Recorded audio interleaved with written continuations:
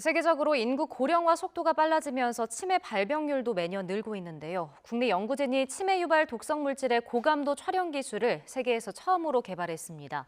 증상이 없거나 약한 상태에서도 독성 물질 조기 발견이 가능해지면서 치매 예방에 큰 도움이 될 것으로 기대됩니다. 보도에 오선열 기자입니다. 100세 시대의 가장 두려운 질병 치매. 치매를 유발하는 독성 단백질 베타 아밀로이드를 측정하는 뇌 촬영 기술은 가격이 비싸고 대형 병원에서 이루어지기 때문에 대규모 신속 검사가 어렵습니다. 국내 연구팀이 기존 검사법의 한계를 극복하기 위해 독성 단백질을 쉽게 발견할 수 있는 화학 합성물을 개발했습니다. 형광물질로 이뤄진 합성물이 독성 단백질과 섞이면 빛을 띠기 때문에 소량의 베타 아밀로이드 농도도 측정할 수 있게 된 겁니다. 치매가 많이 발달한 상태에서 하니까 고칠 수가 없는 거예요. 그래서 조기에 발견하면 그게 가능하다는 거죠. 저희가 개발한 그런 그 형광 프로브로 결국 그 독성 단백질이 쌓여 있는 것이 조금 있을 때도 그것을 감지해낼 수 있다. 연구팀의 목표는 전 국민을 대상으로 무증상 상태에서 치매 유발 물질을 미리 측정하는 겁니다. 그러기 위해선 혈액에서 독성 단백질을 측정하는 안정된 기술 확보가 필수입니다. 혈액 바이오마커를 검출할 수 있는 이런 기술이 된다면 이제 그러한 검사 자체의 장벽이 낮아지게 돼서 좀 더 많은 사람들이 좀 더 저렴한 비용으로 편하게 검사를 받을 수 있기 때문에 광주 치매 코호트 연구단은 지난 10년 동안 지역사회를 대상으로 관리한 치매 유형군의 혈액을 활용해 측정 연구에 나섰습니다. 연구팀은 오는 안에 국민 건강검진을 통해 치매 유발 물질을 발견할 수 있는 초고속 검사가 가능할 것으로 예측했습니다. 우리 지역에 60세 이상의 어르신을 대상으로 정밀의료 검사를 실시한 결과와 그들 코호트를 구축하고 있기 때문에 빠른 시간 내에 우리 이번에 새롭게 개발된 이 형광 프로브 진단 기법의 유효성을 입증해낼 수 있다, 이렇게 말씀드릴 수 있습니다. 국내 연구팀이 세계 최초로 개발해 국제 유명 학술지에도 실린 치매 조기 진단 기술. 100세 시대를 살아가는 국민의 삶의 질을 높이는 데 한몫할 것으로 기대되고 있습니다.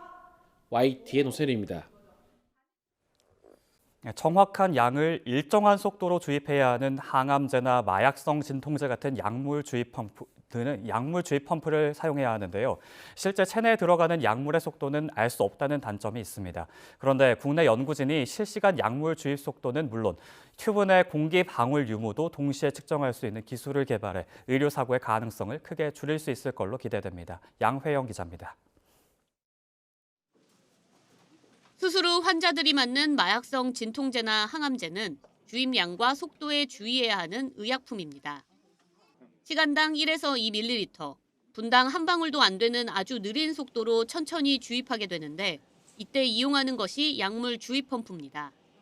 문제는 설정된 주입 속도만 표시할 뿐 실제로 약물이 인체에 들어가는 속도는 알 수 없다는 건데 이로 인해 의료진의 잘못이나 기기 오작동으로 약물 과다 투여와 같은 의료사고가 발생합니다. 실제로 지난 2016년 국내 한 병원에서 1시간에 9cc 투여돼야 할 약물을 간호사의 실수로 시간당 70cc로 과다 투여돼 환자가 목숨을 잃는 일도 있었습니다. 국내 연구진이 아주 느리게 들어가는 약물의 실제 주입 속도를 실시간으로 감지할 수 있는 센서 기술을 개발했습니다. 연구진이 개발한 열 유량 센서는 약물이 튜브를 통과할 때 미세하게 변하는 온도 신호를 증폭시켜 초저속 유량을 정밀하게 측정합니다. 또 튜브 내 액체와 공기의 열 확산 차이를 이용해 공기방울이 감지되면 소리로 위험을 알려주기도 합니다. 약물이 주입될 때 마이크로 히터에 의해 약물의 온도가 상승하게 되고 반대로 마이크로 히터의 온도는 하강하는데 이러한 상반된 온도 변화를 조합하여 저속에서 신호를 증폭할 수 있었습니다. 이번에 개발한 센서는 약물 접촉 없이도 튜브 외벽에서 유속과 공기방울을 측정하기 때문에 튜브만 갈아 끼우면서 저렴하게 사용할 수 있습니다. 이 기술은 국내 한 약물 주입기 제조회사에 이전돼 대량 생산을 준비 중입니다. 정밀 유량 측정 기술과 버블 디텍팅 기술을 저희 약물 주입기에 도입하여 더욱더 안전한 약물 주입기 개발을 진행을 하고 있습니다. 연구진은 개발한 기술을 통해 약물 과다 투여와 같은 의료사고를 방지하고 의료진의 업무 효율성도 크게 높일 수 있을 것으로 기대했습니다. YTN 사이언스 양우영입니다. 망막은 한 번 나빠지면 회복이 어렵고 완치가 불가능해서 증상을 늦출 수 있는 항염증제를 눈 안으로 직접 주사하는 방법이 최선입니다. 그런데 국내 연구진이 망막 염증에 따라서 약물 전달 속도를 조절해 약효 지속 시간을 늘릴 수 있는 새로운 치료법을 개발했습니다. 양회영 기자입니다. 급속한 고령화와 함께 빠르게 늘어나고 있는 안과 질환. 그중에서도 결국 시력을 잃게 되는 황반변성과 당뇨 망막병증은 지난 10년 사이 환자가 2배 늘어났습니다. 무엇보다 조기 발견이 중요한데 질환 인식률은 크게 낮은 편입니다. 실제로 황반변성은 조기에 증상이 잘 나타나지 않아 대다수가 악화된 상태에서 병원을 찾게 되는데 문제는 한번 손상된 망막은 회복이 어려워 현재로서는 완치가 불가능하다는 겁니다. 눈 속에다가 직접 약물을 주사로 넣어야 되기 때문에 환자들이 이제 심리적으로 부담스러워하는 그런 점들이 있는 거가 치료의 장애이고, 약물이 작동하는 기간이 지나가면 이 병이 다시 재발하기 때문에. 그런데 국내 연구진이 망막 내 염증 정도에 따라 약물 전달 속도를 조절할 수 있는 새로운 치료법을 개발했습니다. 연구팀은 우선 특정 악성 종양 치료에 활용되던 EGH2 억제제가 망막 변성의 진행 정도를 늦출 수 있다는 사실을 확인했습니다. 이어 EGH2 억제제를 넣어 안구 내부의 유리체와 성분이 비슷한 히알루론산 기반의 염증 반응성 하이드로젤을 만들었습니다. 이렇게 만든 하이드로젤을 망막 변성을 앓는 쥐에게 주사하자 망막 내 염증의 94%가 줄어들었습니다. 또 함께 들어간 염증 반응 가교제가 염증 정도에 따라 약물이 퍼지는 속도를 조절해 약효 지속 시간이 4배 늘어났습니다. 눈 안에 있는 유리체와 비슷한 성분의 히알루론산 성분을 섞기 때문에 인체에 좀 더 적합하고, 하이드로젤에 담긴 약물을 쓰는 경우에는 환자의 이제 염증 상태에 따라서 염증 정도가 심하면 약물이 빨리 퍼지게 되고 느리면 천천히 퍼지게 되기 때문에. 연구팀은 개발한 기술이 상용화되면 몇 주마다 주사를 맞아야 하는 환자들의 불편을 크게 줄일 수 있을 것으로 기대했습니다. 또 개발한 하이드로젤의 장기간 안정성 확인은 물론 동물 인지 실험과 토끼 영장류 등을 대상으로 한 후속 연구도 진행할 예정이라고 밝혔습니다. YTN 사이언스 양우영입니다. 금이간 뼈에 반창고처럼 붙이면 전기 신호를 전달해 재생을 돕는 기술이 개발됐습니다. 카이스트와 전남대 공동연구팀은 뼈나 치아에서 발견되는 생체 친화적 물질에 골 형성 능력이 있다는 점을 이용해 압력을 가하면 전기 신호가 발생하는 생체 모방 지지체를 개발했다고 밝혔습니다. 뼈 조직의 성장을 촉진하는 압전 물질은 기존에도 개발됐지만 조직 재생에 필요한 복잡한 세포 환경을 모사하는 데는 한계가 있습니다. 연구팀은 골 형성 능력이 있는 물질을 고분자 필름과 융합해 골 조직 환경을 모방한 소재를 만들었고, 이를 쥐에게 실험한 결과 체내 외에서 모두 뼈 재생 속도가 빨라지는 것을 확인했습니다. 근본적인 치료제가 없던 유전성 하지마비 질환을 극복할 수 있는 새로운 기술이 개발됐습니다. 한국생명공학연구원 정초록 박사팀은 희귀 난치성 질환인 유전성 하지 강직성 대마비 증후군을 치료할 수 있는 유전자 치료 기술을 개발했다고 밝혔습니다. 연구팀은 하지마비를 일으키는 특정 유전자를 찾아낸 뒤 이 유전자가 기능을 잃어버리면 미토콘드리아가 손상된 채 신경세포에 쌓이면서 신경퇴행이 일어난다는 사실을 발견했습니다. 이를 바탕으로 특정 유전자를 이용한 치료제를 만들어서 하지마비 쥐에게 투여한 결과 하지가 굳는 현상이 줄고 보행장애가 나아졌으며 신경염증 반응도 개선된 것으로 나타났습니다. 항생제는 인류의 수명을 획기적으로 늘렸다고 할 만큼 우리에게 필요한 약물이지만 부작용도 큽니다. 최근에는 항생제가 듣지 않는 슈퍼박테리아가 잇따라 나타나면서 감염을 일으키기도 했는데요. 국내 연구진이 항생제 없이도 피부에 난 상처를 치료할 수 있는 새로운 기술을 개발했습니다. 이동훈 기자가 소개합니다. 항생제는 상처의 감염을 막아 치료를 도와주지만 잘못 쓰면 독이 됩니다. 항생제에 내성이 생기면서 치료 효과가 점점 떨어지기도 하고 아예 약효가 듣지 않는 돌연변이 슈퍼박테리아가 생겨나기도 합니다. 슈퍼박테리아 자체가 항생제의 말을 듣지 않기 때문에 감염이 되면 치료 방법이 마땅하게 없고 면역력이 떨어진 노약자나 아니면 중환자들이 감염이 되면 정말 바로 사망에 이르는 것들이 국내 연구진이 이런 한계를 극복하기 위해 항생제 없이도 피부 상처를 치료하는 기술을 개발했습니다. 산업 현장에서 기체나 분자를 포획하는 형태의 촉매로 쓰이는 금속 유기 구조체를 이용한 겁니다. 연구팀은 인체에 해를 주지 않는 지르코늄을 기반으로 금속 유기 구조체를 만들었습니다. 이를 피부에 바르면 우리 몸의 상처 회복을 방해하는 활성산소나 면역 단백질 등을 마치 포획하듯 잡아내 염증을 억제하고 치료를 도와줍니다. 실제로 피부에 상처를 낸 뒤에 이 물질을 발랐더니 2주 만에 덧나지 않고 회복하는 것으로 나타났습니다. 염증을 매개하는 사이토카인이라고 하는 단백질들이 있습니다. 그 단백질들을 이게 적절히 포집해냄으로써 상처가 정상적으로 수복되는 과정을 조금 빨리 회복을 빨리 하게 하는 그런 효과를 이야기합니다. 특히 이 물질은 생체 안정성이 높아 인체에 영향이 없고 모두 분해돼 몸 밖으로 배출되도록 설계됐습니다. 연구팀은 이 물질이 피부와 같은 외부 상처뿐 아니라 몸속에 있는 염증성 질환도 치료할 수 있어 먹는 약으로도 개발 중이라고 밝혔습니다. YTN 사이언스 이동은입니다. 직업 특성상 주사 바늘을 자주 접하는 의료진은 항상 바늘에 찔려 감염될 위험에 노출돼 있죠. 일단 피부에 들어가기만 하면 흐물흐물해져서 이 처리 과정에서 찔림을 막을 수 있고 재사용이 아예 불가능해 감염 사고를 원천적으로 막을 수 있는 주사 바늘이 개발됐습니다. 최소라 기자입니다.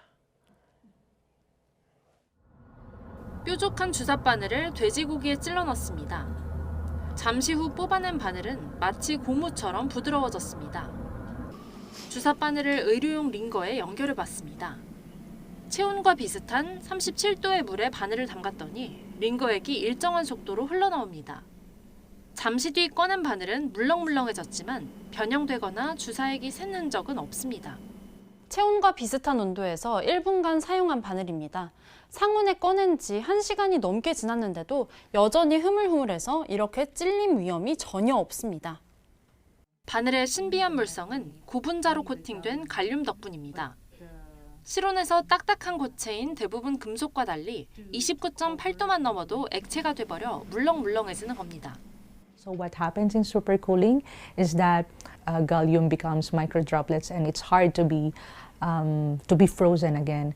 About negative 5 degrees Celsius, that's where the used needle will be solidified again. 쥐의 혈관에 직접 주사하는 실험에서는 기존 바늘보다 갈륨 바늘을 사용할 때 혈관 손상이 더 적었고 염증 반응도 더 드물게 나타났습니다. 비윤리적인 주사기 재사용이라던가 아니면은 의료진의 찔림 사고 등을 미연에 방지할 수가 있겠습니다. 연구진은 갈륨 바늘이 현재 상용화된 찔림 방지용 바늘보다 가격이 20% 비싸지만 바늘에서 갈륨을 회수하는 기술을 개발 중이라며 비용을 낮출 수 있다고 설명했습니다. YTN 사이언스 최소라입니다. 당뇨 환자는 혈당 수치에 따라 건강 상태가 달라지기 때문에 지속적인 관찰이 무엇보다 중요합니다. 국내 연구진이 피부에 붙여 2주 동안 혈당 수치를 연속적으로 측정할 수 있는 센서를 개발했습니다. 김진두 기자의 보도입니다. 버스 운전기사가 갑자기 정신을 잃습니다. 움직이는 상황이었다면 대형 사고로 이어질 아찔한 상황입니다. 당뇨 환자에게 나타날 수 있는 저혈당 쇼크입니다. 이런 일이 언제든 생길 수 있는 당뇨 환자는 꾸준한 혈당 측정이 무엇보다 중요합니다. 국내 연구진이 개발한 혈당 센서입니다. 무게 14mg, 길이가 1mm 이하인 미세 바늘에 금으로 된 본체가 붙어 있습니다. 유연하고 얇은 기판 위에 피부 접착제와 전기 신호가 잘 전달되도록 젤 전해질을 코팅한 것입니다. 반도체에 사용되는 광 패턴 기술을 응용해 가벼우면서도 고성능의 센서 제작이 가능해졌습니다. 수동으로 하지 않고 자동으로 이제 원하는 부위에만 그 패턴을 구현할 수 있는 그런 기술을 개발을 하였고 이를 마이크로 니들 센서에 적용을 해서 아예 하나의 제품으로 자외선을 이용한 이런 공정을 여러 차례 반복한 뒤에 완성된 초방막 혈당 센서입니다. 연구진이 이 센서를 쥐의 피부에 부착한 뒤에 4시간 연속 혈당을 측정했습니다. 그 결과 20분마다 쥐의 피를 뽑아 측정한 혈당 수치와 센서에서 연속으로 측정된 혈당 수치가 정확하게 일치했습니다. 매번 침을 찔러야 되는 불편함과 그런 혹시 모를 돌발 사태에 대비해서 몸 안에 착용감이 없이 연속적으로 어떤 당을 측정하는 플랫폼이 있으면 환자들의 그런 삶의 질이나 연구진은 초박막 혈당 센서와 비슷한 두께 통신 장치도 개발 중이라고 밝혔습니다. 당뇨 환자가 매번 피를 뽑지 않아도 혈당 센서만 피부에 붙이면 2주 정도 관리가 가능하게 되는 셈입니다. 이번 연구 결과는 세계적인 국제학술지 셀의 자매지인 디바이스에 게재됐습니다. YTN 김민우입니다. 중년 남성의 절반 이상은 전립선이 커지며 수시로 화장실을 찾아야 하는 불편함에 시달립니다. 국내 연구진이 부작용 없이 전립선 비대증 개선에 효과가 있는 천연 약재를 찾았습니다. 김진두 기자가 보도합니다. 50대 이상 중년기에 접어든 남성의 절반 이상이 전립선 비대증에 시달립니다. 전립선이 커지면서 요도를 압박해 소변이 자주 마려워지는 겁니다. 소변을 봐도 잔뇨감이 남고 특히 숙면을 방해해 삶의 질을 떨어뜨립니다. 무엇보다 밤에 화장실을 가고 싶어 서너 번씩 잠을 깨다 보니 잠을 잔 것 같지도 않고요. 다음날 너무 피곤하더라고요. 치료제가 있지만 성기능 저하라는 부작용을 동반하는 경우가 많습니다. 국내 연구진이 새로운 천연 약재를 대상으로 전립선 비대증 효과를 실험해봤습니다. 홍삼 한 뿌리에서 0.05g만 추출되는 오일입니다. 연구진은 전립선 비대 증상을 가진 40세 이상 남성 88명을 대상으로 12주 동안 매일 홍삼오일 500g 캡슐 2개를 투여했습니다. 그 결과 국제적으로 전립선 증상 정도를 판단하는 데 사용하는 지수는 50.5%, 절반가량 줄었습니다. 세부적으로 보면 소변을 참기 힘든 느낌인 요절박은 69.2%, 소변을 자주 보는 빈뇨는 65%, 소변이 잘 나오지 않는 배뇨지혈은 61.5%나 개선됐습니다. 홍삼 오일에 들어있는 베타시토스테롤이라는 성분이 전립선에 작용해 크기를 줄인 거라는 게 연구진의 설명입니다. 특히 기존 치료제에서 나타나는 부작용이 없다는 게 확인됐습니다. 실험에 참여한 환자들에게서 이상 반응이 나타나지 않음을 확인해 홍삼 오일은 안전하면서도 효과적으로 전립선 비대증을 개선할 수 있다는. 이번 연구 결과는 비뇨의학 분야 국제학술지인 더 월드 저널 오브 맨셀스에 실렸습니다. YTN 김유두입니다. 뇌수막염은 감기와 비슷한 증상을 보이지만 심한 경우 사망에 이르는 경우도 있어서 영유아들이 가장 조심해야 할 질환 중 하나입니다. 하지만 지금까지 바이러스나 세균이 어떻게 뇌수막에 도달하는지, 왜 어른보다는 영유아에게 치명적인지 정확한 이유를 알지 못했는데 국내 연구진이 그 원인을 밝혀냈습니다. 양회영 기자입니다. 영유아, 특히 1살 미만의 신생아에게 가장 위험한 질환 중 하나가 바로 뇌수막염입니다. 뇌를 둘러싼 얇은 막에 바이러스나 세균이 침투해 염증이 생기는 병인데 초기 증상은 고열과 구토 등으로 감기와 비슷합니다.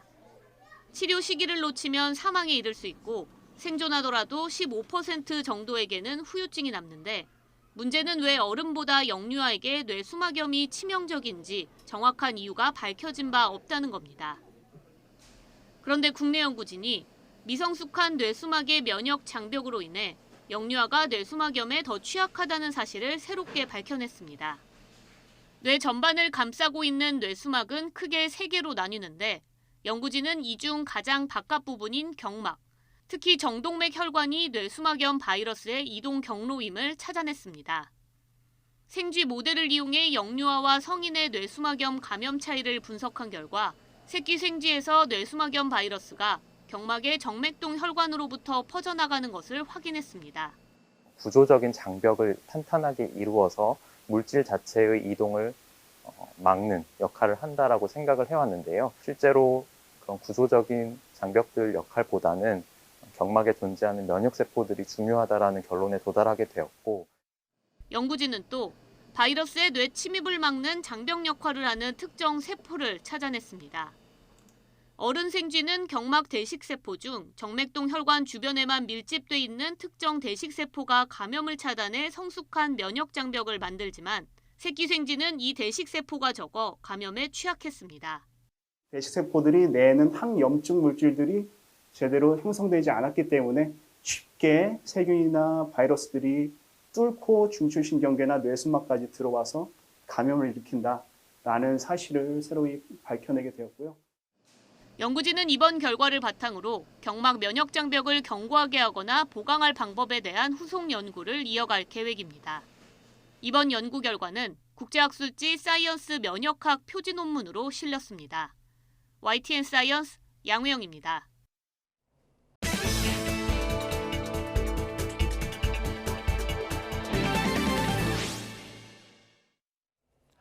동전 크기 정도로 머리카락이 갑자기 빠지는 원형 탈모는 대부분 스테로이드 주사를 맞으면 치유가 되지만 주사를 놓는 간격이나 깊이가 의사에 따라 달라 치료 효과가 일정하게 나오지 않았습니다.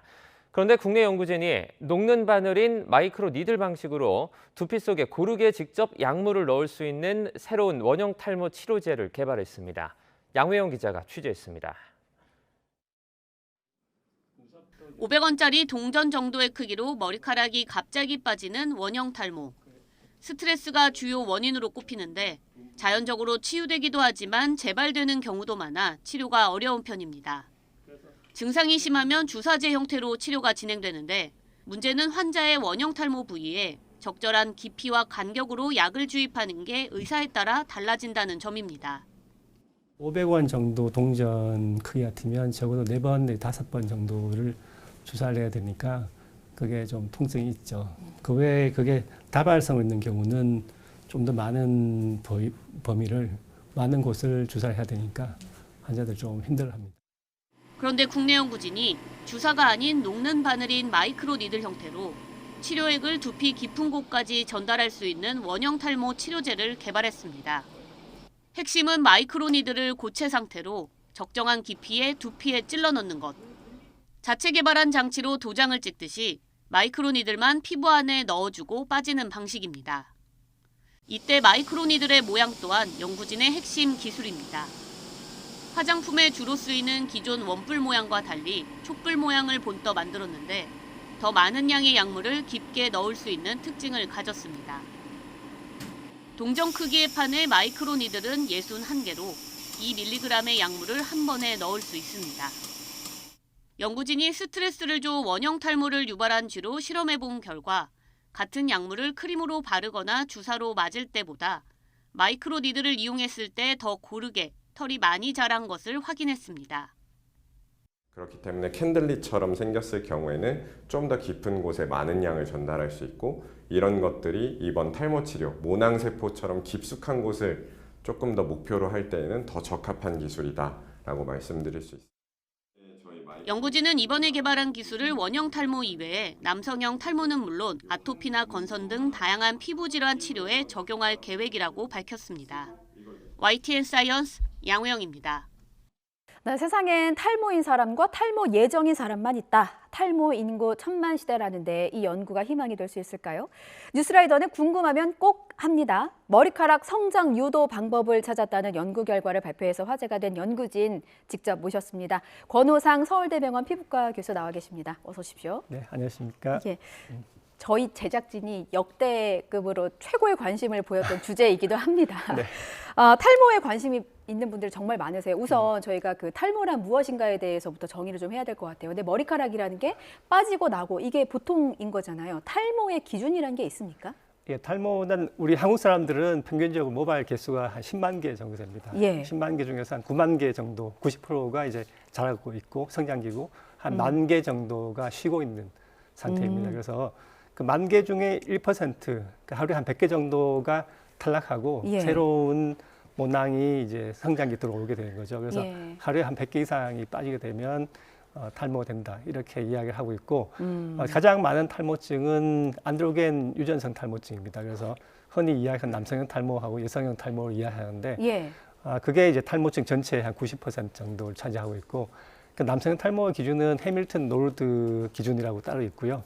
여성형 탈모는 이제 그 노르드 루드비히 분류가 따로 있는데 예. 대략적으로 이 머리카락 귀를 양쪽에 있는 이 선하고 이제 M자로 말발굽 형태로 올라가게 되니까 그게 한 2cm 이내로 좁혀지면 예. 확실하게 탈모가 있다고 이해할 수 있죠. 남자들은. 네.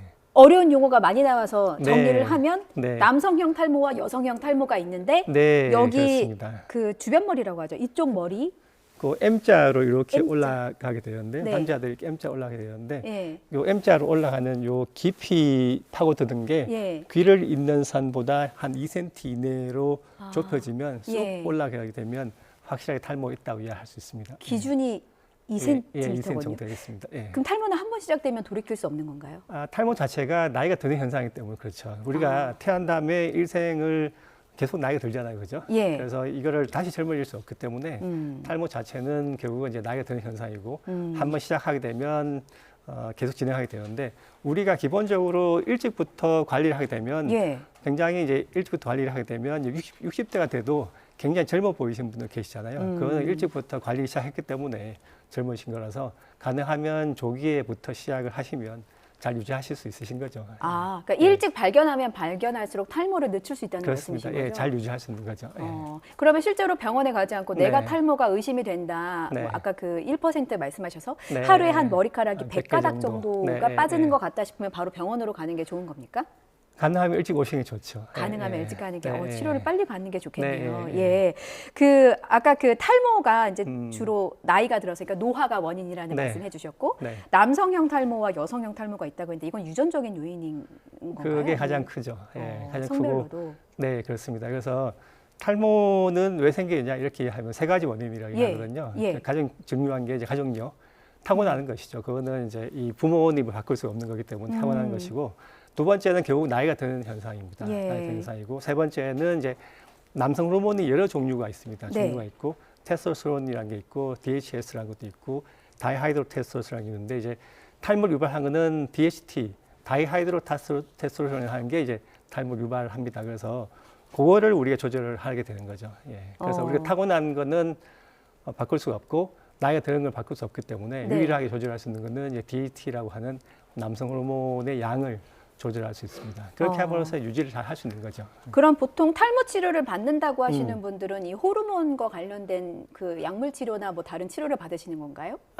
그래서 이게 탈모를 치료한다는 거는 예. 결국 나이가 드는 현상이고 항노화 치료를 할 수 있습니다. 그래서 물론 약물 치료도 이제 필요하죠. 약물 치료 필요한데 예. 그 외에 이제 항노화와 관련된 건 다 도움이 되는 거죠. 그래서 그렇군요. 유산소 운동을 적극적으로 한다든지 식단 관리도 하고 예. 그런 것들 다 관리를 해줌으로써 더욱 젊게 유지할 수 있는 거죠. 예. 교수님도 혹시 탈모 고민이 있으세요? 저희 집도 저희 아버님이 굉장히 탈모가 심하기 때문에 아. 예, 저도 이제 탈모 약 먹고 있습니다. 예. 혹시 연구를 시작하시게 된 계기가 교수님의 고민에서부터 시작을 하신 건가요? 물론 이제 고민도 있고요. 네. 그리고 이제 워낙 탈모 자체가 이제 저희 노화 연구에 관심이 많기 때문에 항노화 연구의 일단으로서 저희가 이제 시작했습니다. 제가 이 질문을 네. 드린 이유가 사실 저도 탈모로 고민을 하고 있거든요. 그러니까 저는 이제 방송하기 때문에 드라이도 네. 많이 하고 스프레이 네. 같은 제품도 많이 뿌리기 때문에 머리카락이 좀 유독 많이 빠지는 편인데 네. 이건 노화라기보다는 스트레스성이나 환경적인 요인이라고 저는 스스로 믿고 있거든요. 근데 최근에 주위를 보면은 스트레스 때문에 머리카락이 빠진다는 분들도 많아서 네. 스트레스성 탈모라는 용어도 또 따로 있더라고요. 이 부분은 치료가 또 되는 겁니까? 스트레스성 탈모라고 이야기를 이제 그런 병명 자체는 없지만 예. 스트레스 자체가 여러 가지 탈모증의 악화 요인이 되는 거죠. 남성형 탈모나 여성형 탈모는 당연히 그렇게 되는 것이고 예. 그 외에 이제 수면 역시 상당한 탈모에 영향을 줍니다. 그래서 수면이 불규칙하다든지 요즘 최근에 보면 굉장히 좀 수면이 불규칙한 사람도 많고 늦게 자는 친구들도 많고 예. 그다음에 수면이 자꾸 군절화되는 경우도 많기 때문에 예. 머리카락이 이제 자라고 빠지고 하는 것은 성장기가 있고 휴지기가 쉬고 있는 그런 시기가 있습니다. 그래서 일정한 시기에 이제 수면을 취하고 충분한 시간을 이제 수면을 갖고 이런 것도 한데 필요하고요. 일단 스트레스 자체가 이제 탈모를 자꾸 휴지기로 쉬게 만들게 되겠습니다. 그래서 휴지기로 들어가는 비율이 늘어난 거죠. 예. 휴지기를 보통 10% 이하하는데 그래서 성장기가 9대 1이 아니라 이제 8대 2, 어떤 심한 사람들은 5대 5일 때면 50%가 쉬고 있는 모낭입니다. 그러면 예. 그 중에 1% 빠진다 치면 하루에 500개가 빠지게 되는 거죠. 엄청나게 많은 머리카락이 빠지기 때문에 예. 그래서 이제 스트레스 관리를 적절하게 해주는 게 중요하죠. 그렇군요. 네. 이러저러해서 머리카락 빠지는 걸로 고민하는 분들이 정말 많으시고 뭐 탈모 인구 1000만 시대라는 말이 네. 나올 정도로 네. 탈모로 고민하는 분들이 꾸준히 늘고 있는 것 같아요. 근데 여러 뭐 요인들을 말씀해 주셨지만 혹시 영향을 미치는 게 어떤 생활 습관이나 식습관과도 연관이 있을까요? 굉장히 많습니다. 예, 그래서 이 우리나라가 기본적으로 굉장히 채식 위주로 하던 민족이죠. 그런데 예. 최근 들어서 이제 한 서구화되면서 굉장히 지방 섭취량이 많아졌습니다. 예. 그래서 고지방 식단이 탈모를 더 가속화시키는 건 상당히 잘 알려져 있고 특히 어느 연구를 가든지 항상 이제 탈모를 관리하는 것은 흡연하고 과체중입니다. 그래서 최근에 이제 비만 인구들이 늘어나는 것 그리고 이제 상당히 식단을 한국 사람들은 상당히 탄수화물 위주의 식단을 하게 되는 거죠. 네. 그러니까 밥이라든지 뭐 면, 빵, 떡 다 탄수화물 베이스인데 탄수화물이 상당히 비중이 늘게 되면 결국 그게 이제 지방으로 변환되기 때문에 지방량이 늘어납니다. 그래서 지방이 이제 늘어나게 되면 결국 모낭에 지방이 끼는 거죠. 예. 그럼 모낭의 기능이 떨어지기 때문에 확실히 조금 이제 이 머리카락의 능력이 떨어지는 거예요. 이렇게 맞는 능력이 떨어지기 때문이고 예. 그 운동량이 이제 좀 상당히 부족하죠. 사실 특히 이제 여학생들 같은 경우는 중고등학생 때 너무 운동량이 적어요. 그래서 최근에 이 남성들도 젊은 친구들도 이제 탈모 인구가 늘고 있지만 10대, 20대의 이 젊은 여성들이 탈모가 굉장히 늘고 있는 게 그게 조금 호르몬의 균형이 맞지 않는 네. 그런 면이 있기 때문에 탈모가 늘어나고 있습니다. 음주도 영향이 미칩니까? 음주 역시 음주의 양하고 예. 탈모하고 좀 관련이 있는 것도 있습니다. 그렇군요. 네. 그렇군요. 어쨌든 비만처럼 네. 현대인의 어떤 고질적인 고민거리 혹은 질병이 네. 될 수도 있겠다는 생각이 네. 들었습니다. 그래서 교수님 연구로 이제 좀 짚어볼게요. 휴지기 상태라는 그 용어를 계속 쓰시는데 네. 교수님이 이끄시는 연구팀이 연구한 게 휴지기 상태의 모낭을 성장기로 바꾸는 새로운 방법을 네. 찾았다라고 제가 딱 요것만 알고 있거든요. 네. 이게 어떤 원리인지 설명을 좀 부탁드리겠습니다. 자, 우리가 이 머리카락을 만든다는 것은 굉장히 에너지를 많이 쓰는 겁니다. 그래서 몸이 좀 아프다든지 아니면 이제 다이어트를 조금 과하게 하면 머리카락이 많이 빠지죠. 예. 그만큼 에너지가 부족하기 때문에 그런 것입니다. 그래서 이게 휴지기 머리카락이 쉬고 있는 상태, 뿌리는 있지만 쉬고 있는 상태에서 머리카락 만드는 상태로 넘어갈 때 예. 보통 에너지를 이제 2배에서 3배 정도로 씁니다. 그런데 이 세포 내에서 에너지를 만드는 것은 미토콘드리아를 하는 부분이고 예. 미토콘드리아에서 이제 에너지 대사를 일으키는데 중요한 그 효소가 ALDH2라고 하는 이제 알데하이드 탈수소 효소입니다. 예. 그 효소를 활성화시킴으로써 이 에너지를 적어도 2배에서 한 3배 정도 더 만들 수 있게 하게 되는 거죠. 그래서 쉬고 있는 모낭들을 성장기로 머리카락 만드는 모낭으로 이제 전환시킬 수 있는 거를 저희가 발견을 했고 적어도 이제 2배 이상 이제 이 머리카락을 성장기 돌리게 되었고 성장기의 길이를 길게 함으로써 이제 더 머리카락 길게 자랄 수 있게 하는 그런 결과를 얻었습니다. 2배 이상. 그러면은 네. 어떻게 탈모 인구에 희망이 되는 소식인 것 같기도 한데 이게 상용화 되기까지는 좀 얼마나 시간이 걸릴 것으로 예상하시나요? 예, 저희가 이제 이 합성을 하는 그런 이제 팀하고 그다음에 약대 교수 팀하고 같이 이제 지금 공동 연구를 하고 있고 후원 물질을 지금 스크리닝하고 있기 때문에 적어도 한 3년 내지 5년 사이에 상용화를 시킬 거라고 지금 목표를 하고 있습니다. 그렇군요. 네. 하루빨리 받아봤으면 하는 마음이 듭니다. 그런데 그 몇 가지 저희가 시간이 많지가 않아서 최대한 OX 정도만 짧게 말씀을 드릴게요. 예. 그러면 탈모약을 지금 드시는 분들이 있잖아요. 네. 그럼 지금 탈모약에 대해서는 부작용과 관련해서도 어느 정도 좀 얘기가 나오고 있는 게 있더라고요. 예를 들어서 뭐 성욕이 떨어진다든지 혹은 특정 성별이 만지면 안 된다든지 이런 속설이 좀 많아서 탈모약 복용과 관련한 그 얘기를 좀 해주시면 좋겠어요. 일단 먹는 게 좋습니까? 남성형 탈모에 사용하는 약들은 이제 와이파 반응 효소 억제제를 이야기하는 것이고 대략적으로 한 1% 정도가 부작용이 있다고 합니다. 약간 피로감이 있다든지 약간 성욕감 되는 분이 있습니다. 그런데 초반에 이제 먹다 보면 이제 그런 증상이 대략 한두 달 사이에 증상이 있다가 대부분 없어지는 경우가 많기 때문에 조금 더 지속할 필요가 있다 이렇게 할 수 있고 여성에 대한 이야기는 가임기 여성들에 대한 문제인데 사용하는 경우들도 있습니다. 다만 이제 임신 중에 태아한테 영향일 수 있기 때문에 그래서 이야기를 하는 것이고 적어도 임신을 문제가 없는 40대 이상의 이제 아니면 이제 그 폐경 이후의 여성들 같은 경우에 이런 약들을 사용하기도 하고 별 문제가 없습니다. 예. 저희가 교수님 모신다고 하니까 그 뉴스라이더 제작진 중에 탈모로 고민하다가 이 고민 때문에 더 머리카락이 빠진다는 PD가 있어서 네. 그 모든 고민, 공통된 고민이어서 그 짧게 한 5가지 정도만 질문 드릴게요. 네, OX로 좀 알겠습니다. 답변 부탁드립니다. 일단 머리 감기 횟수와 관련해서 하루에 한 번 혹은 2번 어떤 게 더 탈모에 효과적입니까? 탈모 예방에? 예, 그 개인차가 좀 있는데 이게 네. 피지 분비가 많은 사람들은 하루 2번, 특히 사춘기 때 이럴 때 감게 되는 것이고 예. 나이가 들수록 40대 이상에서는 상당히 이제 두피에 건조합니다. 예. 그 평균적으로 일주일에 한 3번, 4번 정도 머리 감으면 충분하다고 이야기하는데 그건 본인의 이제 생활 습관이라든지 두피의 이 피지 정도 그런 거와 관계가 있습니다. 그래서 너무 건조한 건 또 좋지 않기 때문에 그래서 일주일에 한 3, 4회 정도 나이 드신 분들은 이제 충분하다 이렇게 이해할 수 있습니다. 예. 그럼 지성이신 분들은 모낭에 최대한 기름기가 끼지 않게 하는 게 네, 좋다. 예, 그렇습니다. 예.